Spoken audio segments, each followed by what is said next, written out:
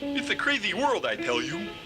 One day you are sitting at home watching your favorite game show host helping contestants turn their greed into a vehicle which will destroy their self-esteem minutes after the big money bonus round is over. And the next day, well, you're pretty much doing the same thing. But the contestants are even more self-abasing, crueler in nature. And perhaps, if you're lucky, the chick spinning the showcase showdown wheel on The Price is Right will inadvertently tear her blouse off on one of the wheeled handles, sending it spinning round and round, the sight of it hypnotically elevating Bob Barker's libido to its pre-Vietnam era level. But that's not the story. Last Saturday, I was mowing the lawn. I had just finished burying the dog in the soft morning soil, with its head exposed and vulnerable to the whirling blades that would soon come its way. My thoughts became as one with the chop, chop, chop sound of the lawn boy's steel blades, which I had painstakingly honed to execution sharpness with all the care of a medieval axeman. My heart raced as I slowly pushed the throttle to the high revving position marked by the picture of a rabbit. Suddenly, I heard a sound too faint to be detected over the roar of the engine, but that, nevertheless, made it to my ears as though whispered by an angel. I turned off the mower and stood motionless as I became more and more aware of the delicate flapping of a Cecropia moth's wings. I became sad, realizing that I had almost wasted precious moments of my life killing the neighbor's dog. But how could I run down the moth with the mower when it was delicately perched halfway up an old elm tree? I pondered the question with no less intensity than Da Vinci did when contemplating the problem of human flight. I puzzled and puzzled until my puzzler was sore. Then, like a light from above, it came, chopping down the tree. I raced to my car in an urgent attempt to get to the hardware store before the last chainsaw was sold. I plunged the key into the car's lock. In and out it went with a sound not unlike that of the chainsaw that would soon bring the 200-year-old elm tree down, along with a few power lines.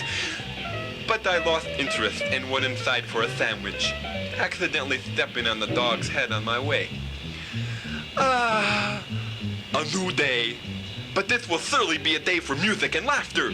I jumped out of bed and danced merrily around the room, then crawled back under the seat in a vain attempt to hide from this day of joy, protected by a blanket of slumber. Soon, I realized this was futile, and began a new fit of dancing in and around the apartment, which ended when I tripped over a stool in the living room. I got up. Music. But how? I must have instruments. My eyes then fixed on a Maxwell House can which perched invitingly next to the Mr. Coffee machine. I played at first with a slow jungle beat that reminded me of my malaria-crazed vacation in Ecuador a year ago that very week. Ah, Ecuador, with its exotic foods, erotic women, and even more exotic dangers. The quartz time ticking of the clock on the wall brought me back from my vacation memories.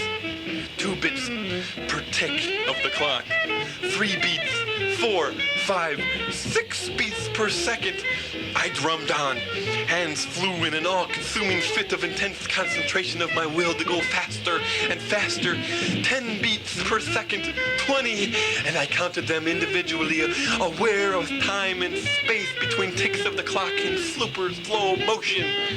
I went to other instruments, musing to the gentle tink of the wine glass, the soft crackling of a burned, rolled-up newspaper, and the cathartic ka-thump of the water in the sink as I plunged my hand open-palmed into the water. More dancing? I think not.